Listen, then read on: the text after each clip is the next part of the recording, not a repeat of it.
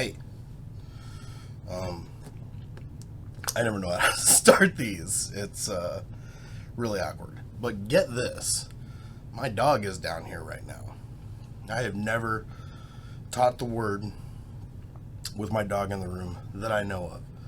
This is a big deal.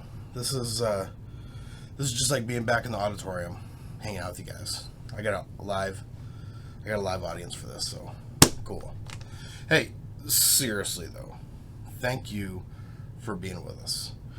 For even if you shut it off now, thank you for that 10 seconds we got from you. My name's Boomer, and I'm just really stoked about what the Lord's shown me about his character. We're going to talk about peace today. I know I put down peace and patience because Jesus is peaceful and patient, but I can't get to patience. I need more time. I need to be more patient. I need to let that one ferment and brew a bit. But we're going to talk about Jesus' peacefulness today. So if you're tracking with us, I watch all of our videos 1,000 times, and I say that all the time. We've been talking about the character of Christ and his nature, how I don't want to just act like Jesus, I want to actually be like Jesus, and I feel like that's what he's calling us to develop into his character, to match him, to be like him, to be his bro, hands down. He's the guy. I want to be his bro. But if you guys were with us here over the weekend for Serve the Lou, appreciate that. Hugely appreciate that. I also appreciate the guys at Hope City, Pastor Dustin, Pastor Q, for letting me hang out with them on Wednesday. They gave a little blurb about Righteous Oak Church, and I think that we got like one new like on the page. So, whew, hot stuff. But yeah, those guys have been supportive. And we love Waterloo. We want to. Well, we're not going anywhere. You have to deal with that regardless. But we want to serve the place that we live, and this is where we live. So I'm going to talk about Jesus for a little bit, and then I'm going to let you go. But today at 11 a.m. Central Standard Time, we're going to do a Facebook Live just where we answer some questions about Righteous Oak Church, about myself, about this journey, why the heck we're doing this, why we're doing what we're doing. And I don't know, I think it'll be helpful. If you do have questions too, you can send us a message, go to the website, rocwaterloo.org/questions. There's a form you can fill out, or just join us live, type it in the comments. We'll try to keep up. But I'm just excited to tell our story. I've told it a million times now to anybody that wants to listen, so we just feel like this is a good way to just try to get that out there a little bit more. Plus, 11 o'clock, football doesn't start till noon, so you got time to watch that, get something to eat. I'm not going to take up much of your time, but seriously, thank you if you are planning on joining us. Glad you're going to be there. So, let's talk about Jesus. God, thank you for your presence. You have a power that we want to interact with. You have a voice that we want to interact with, a relationship that we want to grow in. We want to grow deeper in that relationship, Lord. We want to be intimate with you. We want to hang out, get to know you, and God, I think that you just surprise us and show us that the more we get to know you, the more we get to really know ourselves, God. So show that to me today and my friends that follow us on the internet, God. On the interwebs, Lord. You know what I mean. Amen. Cool, guys. So I'm feeling good. I did have a Red Bull, but I'm feeling good. And I think the reason that I'm feeling good is because as I really look at Jesus' character and look at his character of peacefulness, his call to peace, the peace in his nature, I just I just feel more in love with him. So the more that I dive in to knowing Jesus, the more in love I become. The more sure I am that I've made the right decision, that I've hitched my horse to the right wagon, if that makes sense. But I want to be a peaceful person. Nobody would say I don't want to be peaceful. I want to be a peaceful person. So what's interesting here is we explore the character of Jesus and his peacefulness. In Matthew 21, Jesus kicks over a table, kicks everybody out of the temple, the money changers, yada yada.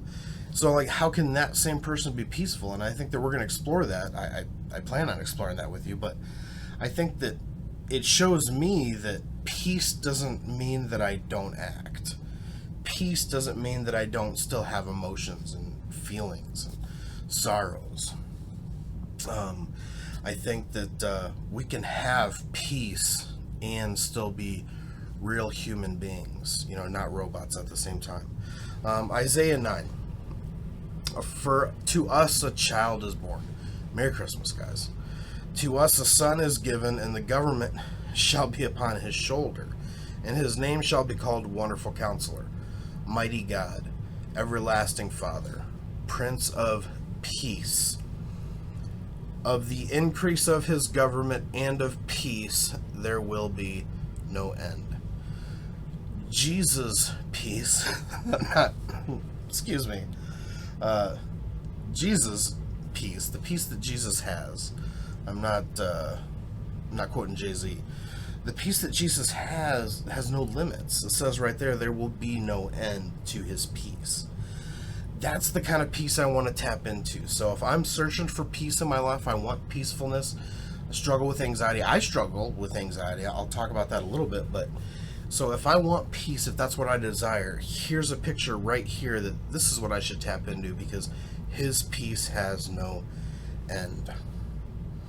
I want unending peace. If I want peace, why wouldn't I want the most peace that I can possibly get? John 16, behold, the hour is coming, indeed it has come, when you will be scattered, each to his own home, and will leave me alone. Yet I am not alone, for the Father is with me. I have said these things to you, that in me you may have peace. In the world you will have tribulation, but take heart, because I have overcome the world. Jesus promises peace. He says in him we will have peace. That makes me think that I can never tap into the fullness of peace in my life without Jesus. In him I have peace. And this is the perfect promise that, hey, you're going to have tribulation. You're going to have issues, problems. You're going to have 2020s. You're going to have pandemics, job loss, yada, yada. But in me you have peace. In me you have peace, regardless of what's going on in the world.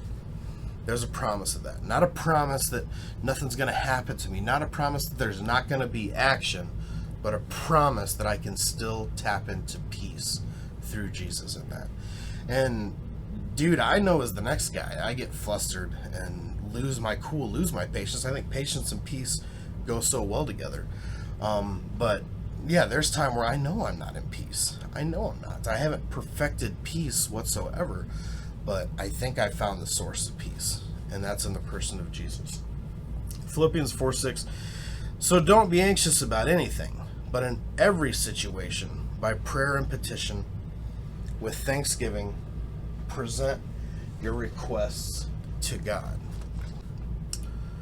Now, looking at Jesus' character, Jesus wasn't anxious. He wasn't worried, but it doesn't mean that he couldn't feel what was going on. And it doesn't mean that you and I aren't going to feel what's going on. We will feel tribulation. We will feel pressure on our lives. But Jesus says, do not be anxious about anything. In every situation, by prayer and petition, with thanksgiving, present your request to God. So in every situation, it's not just some of the situations, it's every situation. Every year, present my request to God.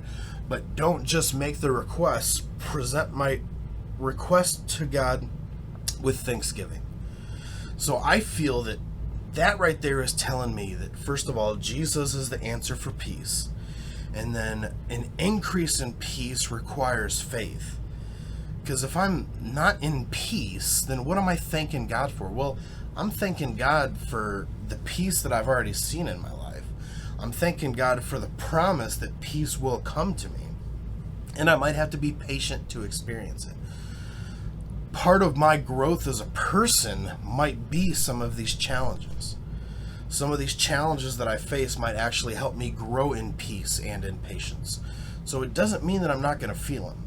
It doesn't mean that there won't be problems. It means that there is a way for me to tap into peace and into faith to grow even greater in my peace, because Jesus' peace is never ending. That makes me laugh every time to say it, but yeah, I want that, and it's real. That's what it says. It's real. It's reality that you're gonna face crap in your life. That is real. I need that. I need the truth. I need reality, and I think that that's what's so great about everything that we explore in the character of Jesus, is that it comes back to this balance. Jesus still felt and had emotions, and I don't think there's anything wrong with that. The balance is being able to control those emotions. Jesus had peace. Even somehow, some way, flipping over the tables, kicking the money changers out of the temple, Jesus was at peace. If he went and did that all the time, that's a different situation. But that's not the character of Jesus. So Jesus acts when he knows he needs to act. He does what he sees the Father doing. But he is in control. He has perfect composure. I've said this every week. He is Captain Cool. Jesus is Captain Cool. You can't be Captain Cool without peace. And peace somehow, some way inhabits just a beautiful control of our own emotions, which, wow, I've struggled with more than once, I promise. So I love that. Peace doesn't mean lack of action. Jesus wasn't a pushover. He wasn't just getting bullied and pulled around. He was bold. He was authoritative. I think we started with authoritative week 1, character of Christ, if you're tracking week 1. But Jesus was still authoritative. He had faith. That's the faith thing. He had faith, which brought him even more peace. So it's not that he wasn't bold. It's like he had to be bold. Boldness brought him peace because he was so sure of the Father. He was so connected to the Father, so trusting in the Father. So how could you not have peace? If I'm so sure that God has it, that he has me taken care of, that he has a perfect, fulfilling life for me, how could I not be in peace? And that's the secret. That's the secret. Let's look at one thing quick, but then I want to just really hammer this next thing hard. So Luke 22, those who were around Jesus, they knew it was going to happen. Jesus was going to get captured. He was going to get crucified. They said, Lord, shall we strike with the sword? One of them struck the slave of the high priest, cut off his right ear. Jesus answered and said, stop, no more of this. And he touched his ear and healed him. Then Jesus said to the chief priests and officers of the temple and elders who had come against him, have you come out with swords and clubs as you would against a robber? While I was with you daily in the temple, you did not lay hands on me. But this hour and the power of darkness are yours. Now, I love what he says here, because this is how I interpret it. When they come against him, first of all, I don't know. I mean, I think in my own person, I'd probably be going down kicking and screaming. I'm guessing, I don't know how scared I would be. Scared, yeah, but I probably would struggle to maintain peace in that situation. And then this guy's ears chopped off, and Jesus, he heals it. So he says, hey guys, let's not fight these guys. In fact, I'm actually going to heal the ear of my enemy. Like, that's how peaceful and full of composure I am, that I'm going to actually have pity on these people that are coming against me. But here's what really hit me. When Jesus says, have you come out with swords and clubs as you would against a robber? While I was with you daily in the temple, you did not lay hands on me. What's important, I feel, here is Jesus saying, you guys know me. You know I'm a peaceful dude. You know I'm not going to come out here guns blazing, kicking and screaming. That's what he's saying. He's like, you're going to treat me like a regular robber. Like, I was with you guys every single day and you did nothing. But now you come at me in a forceful, violent way. And I think that we have no choice but to know the peace of Jesus when we get to know him. We have to have that intimacy with him. And that leads me to this. How did he get so peaceful? Matthew 5:16, Jesus himself would slip away to the wilderness and pray. Mark 1:35, in the early morning while it was still dark, Jesus got up, left the house, went away to a secluded place, and he was praying there. Matthew 14, Jesus just lost his cousin, John the Baptist, When he heard about John, he withdrew from there in a boat to a secluded place by himself. Jesus is about to make the biggest decision of his ministry, choosing these disciples that are going to transform Christianity, transform his message, or expand his message, not change it. But 2,000 years into the future, where you and I are right now.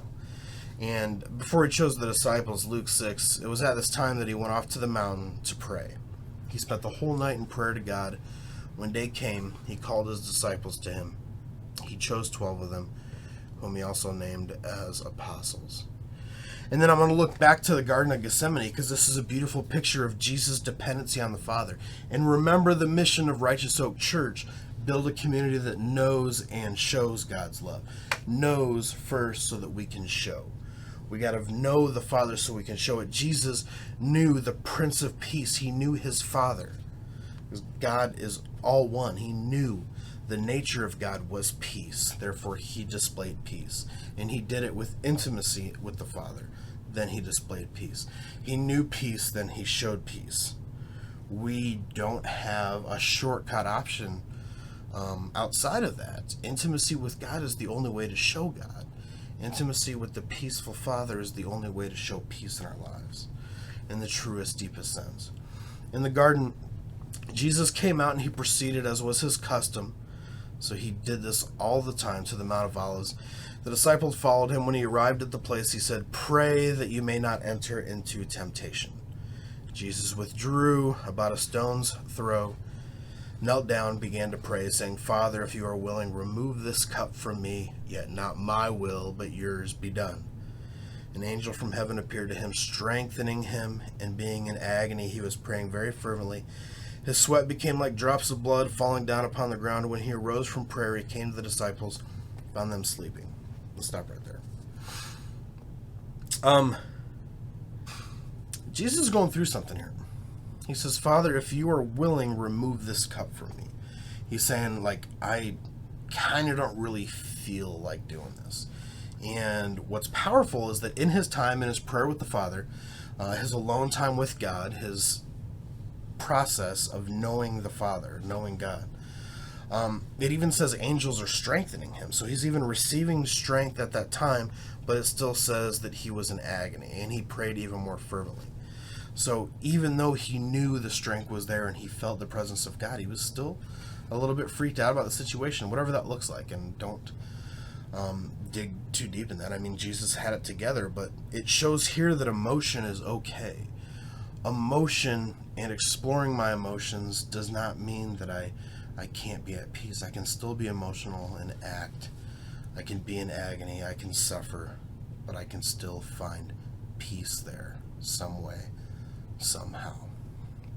So God, I pray whatever is going on in my friends' lives, that they find peace there some way, somehow. Jesus, let our relationship with you be so tight that your character just pours over us, God. We are more like you every day. We're more at peace every single day. We feel peaceful. Even though things might not go our way, we're peaceful, Lord, and that helps us be more patient. So bless those, God, that are looking for peace. Bless those that are struggling to find peace. Bless those that have given up on peace altogether, Lord. I pray peace over families, over marriages, over relationships with your children. God, just come over anybody that just struggles right now. Amen. Love you guys.